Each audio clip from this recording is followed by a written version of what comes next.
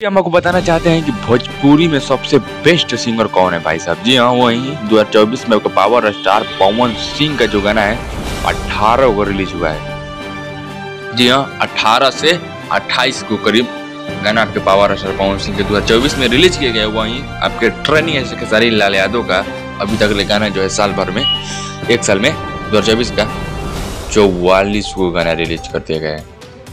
बताइए कि 44 को गाना में से आपके ट्रेनिंग एक्टर खेसारी लाल यादव को सिर्फ 12-13 को गाना हिट है और 100 मिलियन के आसपास है, और 28 से 18 के आसपास आपके पावर स्टार पवन सिंह का 18 को गाना हिट है। कहीं ना कहीं पावर स्टार पवन सिंह दावा करते हैं कि इस बार भी 2024 में हम ही दबदबा बनाए रखे हैं, और 2025 में आने वाला भविष्य में जो है 2025 में पावर स्टार पवन सिंह गाना लाएंगे, ज़्यादा भी और ज़्यादा बवाल मचाएंगे। तो आप लोग को अपडेट ये जानकर कैसा लगा? वीडियो को लाइक कीजिए, सब्सक्राइब करिए, बेल आइकन दबाकर नोटिफिकेशन चलिए मिलते हैं कुछ अपडेट ले।